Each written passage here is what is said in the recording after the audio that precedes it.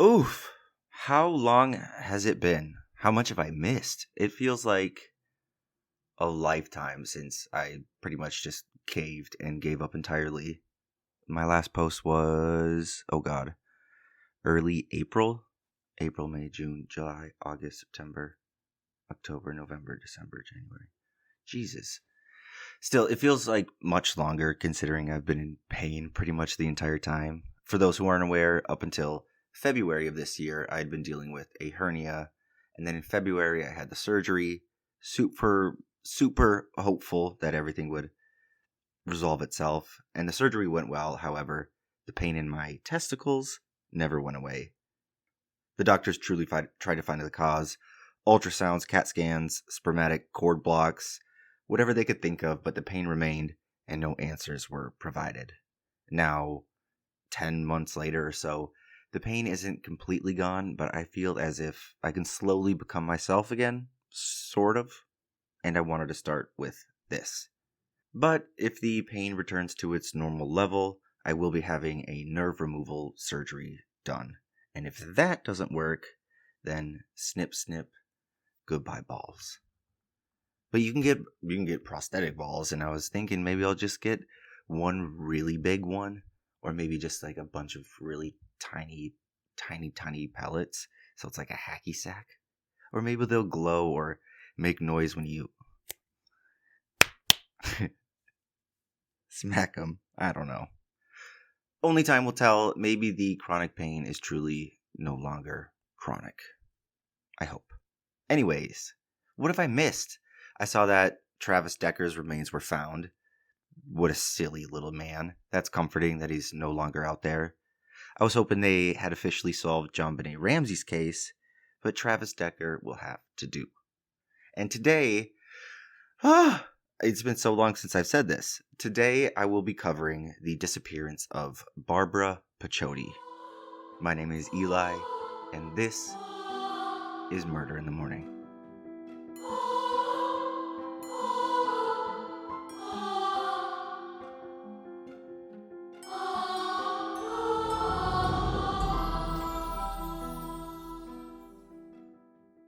My main source today is a blog post written by Freddie Arger, and the rest I will list down in the notes.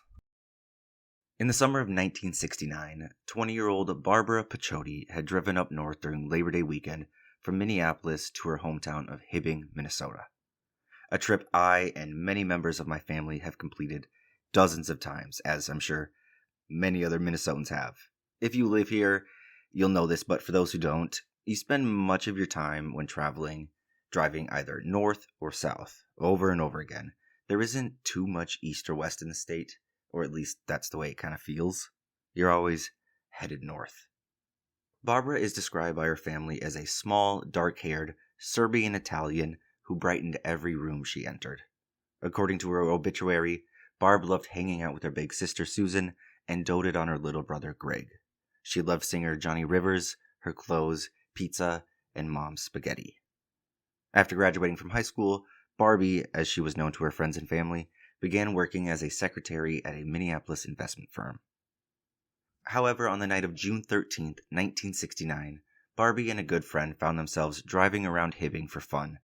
Freddie Yarger writes in his blog, quote, as they cruised Howard Street and First Avenue, Barbara told her roommate that she was thinking about breaking up with the guy she was dating at the time, Jeff Dolanich, and getting back together with her former boyfriend, whom she was watching for as they drove through the streets of Hibbing. At one point early in the morning, or very late at night, they drove by Sammy's Pizza and saw Jeff hanging out in the front. He waved, but Barbara pretended she didn't see him, and they continued driving. She told her roommate that she didn't want to speak to him that night. Now, just before 2 a.m., the pair stopped at a red light in downtown Hibbing to speak with another friend they had seen on the sidewalk.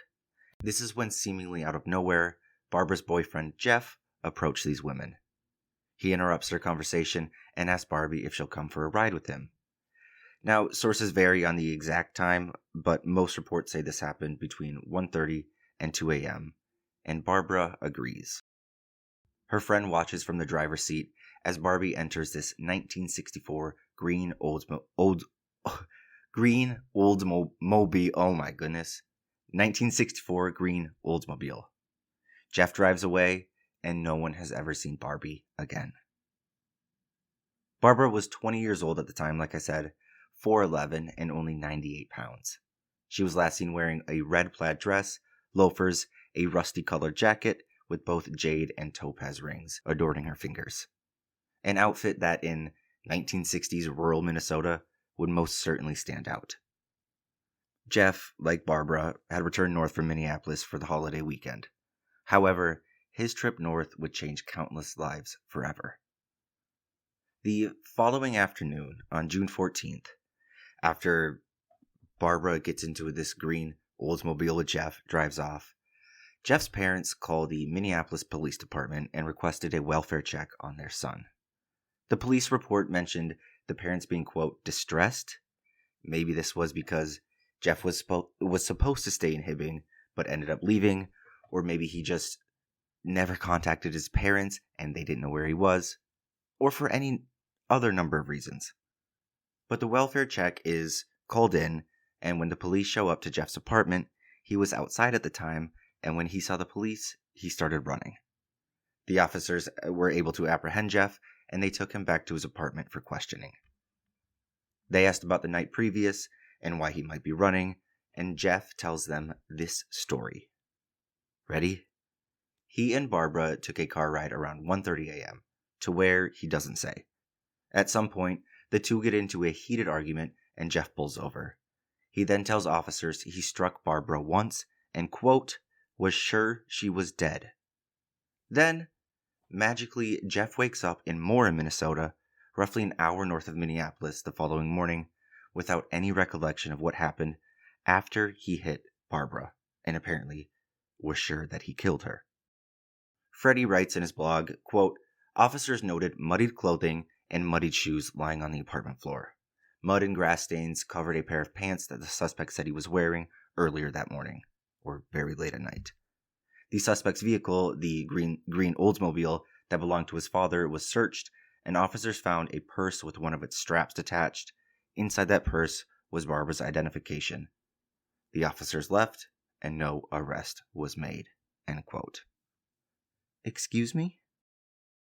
He admitted he thought he killed his girlfriend the night before, and they just left. By this time, Barbara's parents are aware of their missing daughter after she never made it home the night previous. And soon after, they receive a strange suicide note in the mail written by Jeff and report this to police on Sunday, June 15th.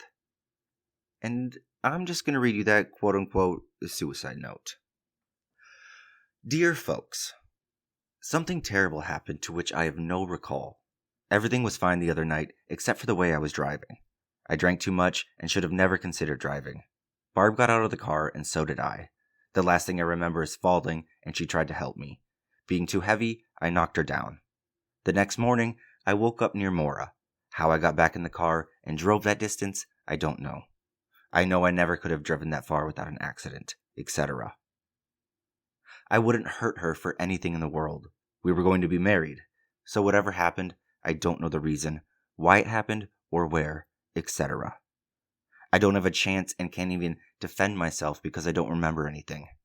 By the time you see this letter, I will be dead and couldn't possibly face anybody, answer questions, etc. If the worst occurred, I would be condemned without a chance, and being unable to explain what happened, where I was, etc. makes it even worse. We got along so well and happy together that it would break me completely if anything happened to her. I loved her more than anything in the world, and anybody that knew us could easily verify that. I am so scared and frightened and completely lost with myself. I could run away, but that solves nothing. Eventually, I would be found and still wouldn't have the answers. I couldn't live with myself if anything happened to her. She was my responsibility to watch and care for. I evidently failed. If I or someone did take a life, I will give my life, although I don't see how I could because everything was fine with us. I loved her very much. This occurrence is too strange for me. May you find forgiveness in your hearts. Jeff. Oh. Now, forgive me if this is off base, but I don't think people use etc. and literally just ETC period in their suicide notes. At least they don't do it 3 or 4 times. Apart from that, the amount of "poor me, my life is ruined" moments in that note just makes it so selfish. He doesn't care about Barbara. He cares about saving face. And to the point of, for anybody that knew them, Barbara's friend told police and investigators that Barbara was going to break up with him somewhat soon. So not everything was happy. And he also changes his story, which I didn't find mentioned in any of the reporting, but during the first interview, he said they got into an argument. He struck her, quote, was sure he was dead.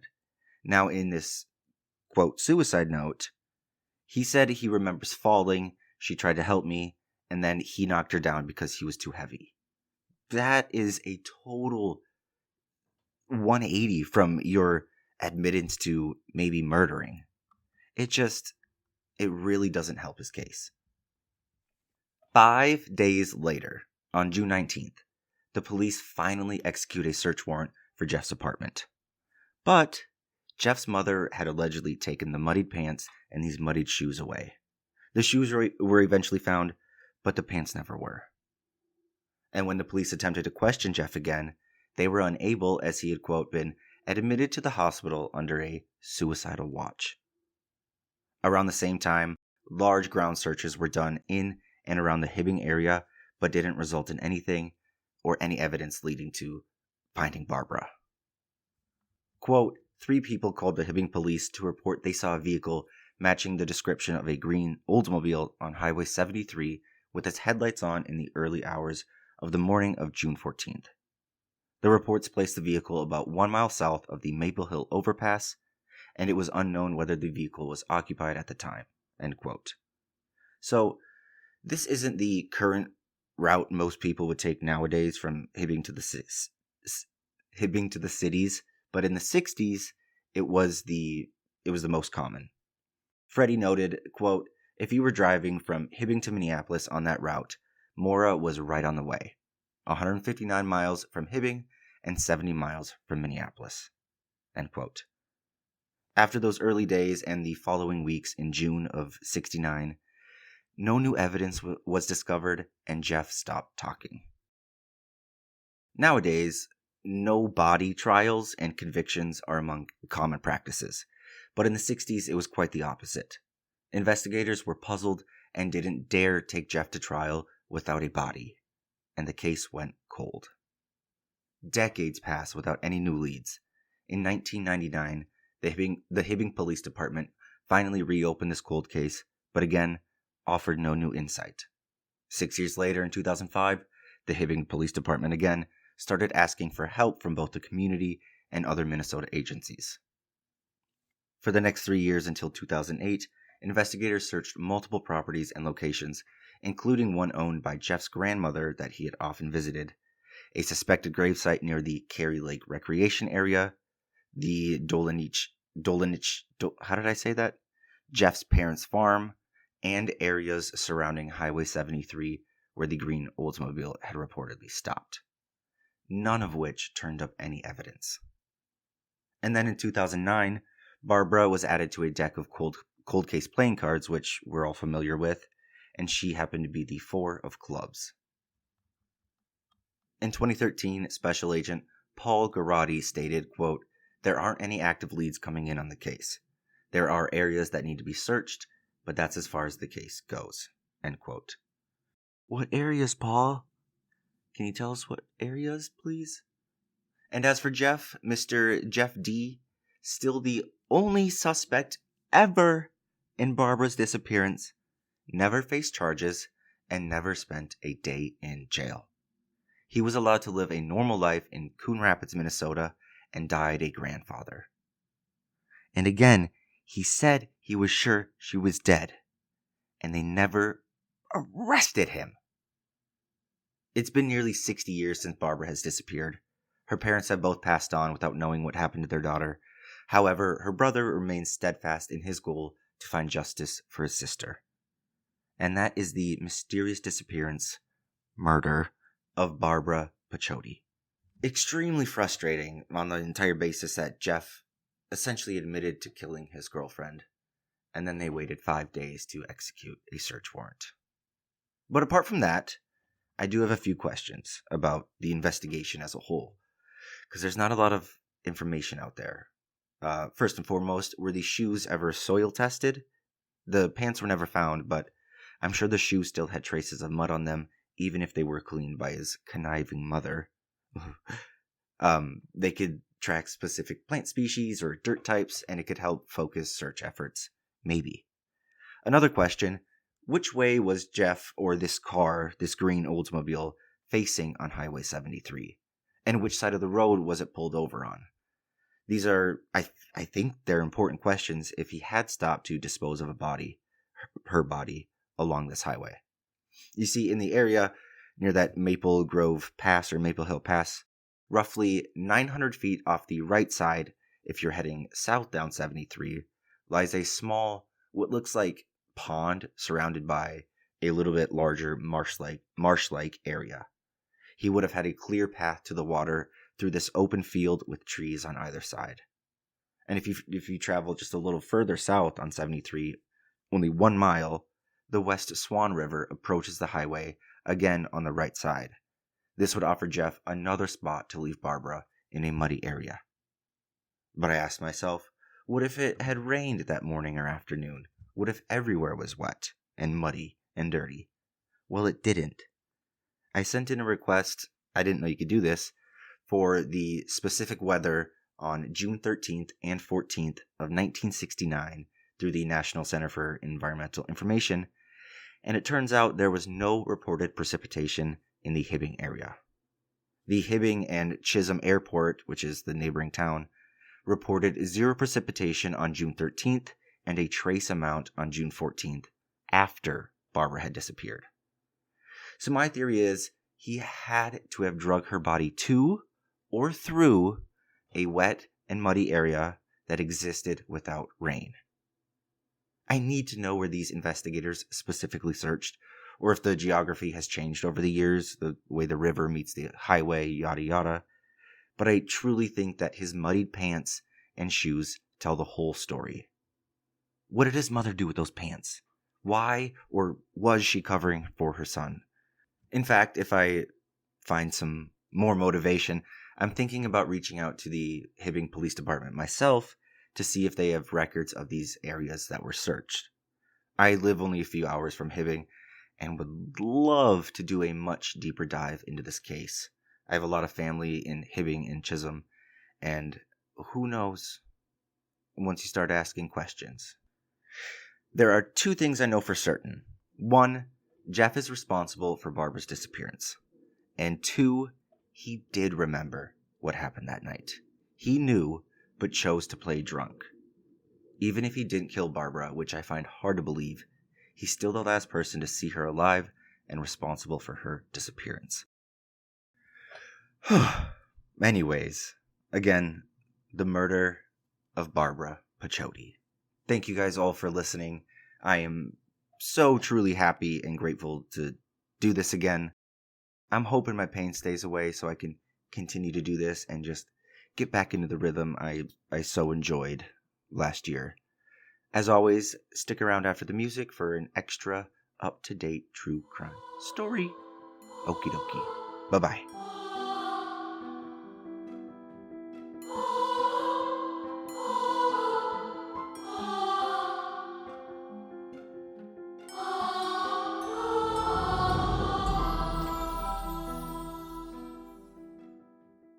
Holy tits and ass, y'all. This is the biggest news in true crime since Joseph D'Angelo, and you can't change my mind. I know I'm months behind on this, but I haven't been able to stop thinking about it, and having covered the person responsible in an earlier episode, I just wanted to follow up.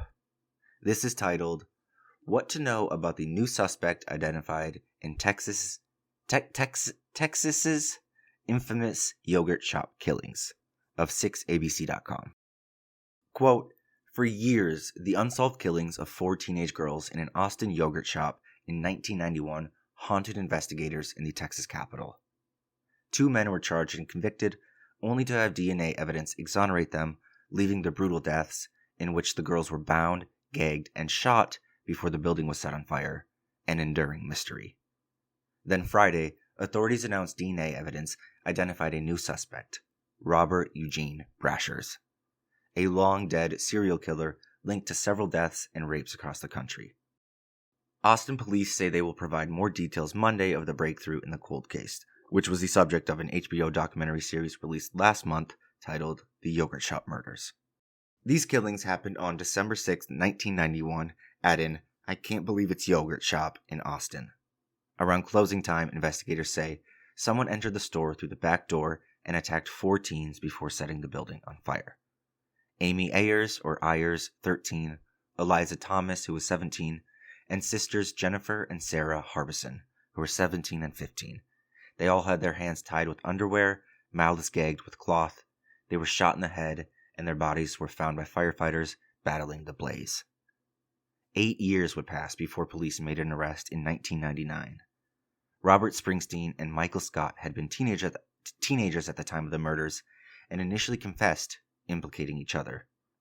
They were tried and convicted, even though they recanted and said their statements were made under duress. More years passed. The convictions were overturned on appeals.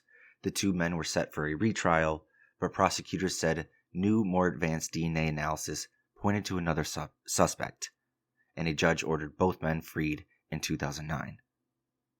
Robert Eugene Brashers died in 1999 when he shot himself during an hours-long standoff with police at a motel in Kennett, Missouri.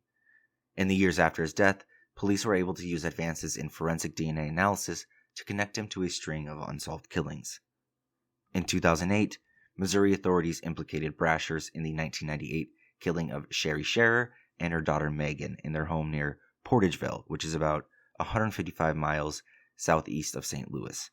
In that case, police said Brashers sexually assaulted the 12-year-old victim. The police investigation also connected him to the 1999 killing of Genevieve Zitricki, a 28-year-old who was found beaten and strangled in her bathtub in Greenville, South Carolina, as well as the rape of a 14-year-old girl in Memphis, Tennessee in 1997.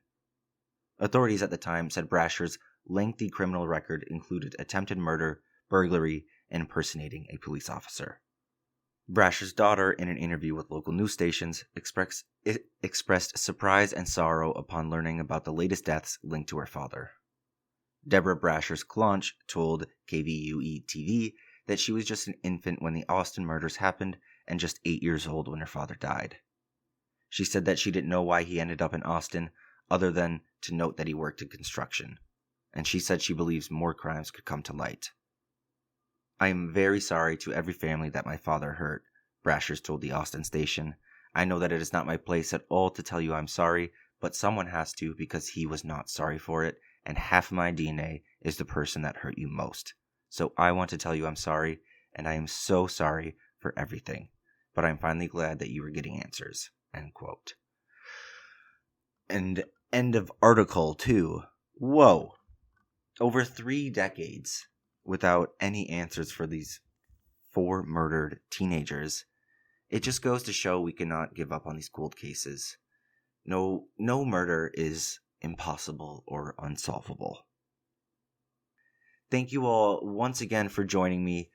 Here is to getting back on track. I am truly grateful. And one more thing before I go, just to make sure we're all on the same page. Fuck ICE. Fuck Donald Trump. Fuck Kristi Noem. And fuck you if you still support them. Fuck. Alrighty. Okie dokie. Bye-bye. I love you guys.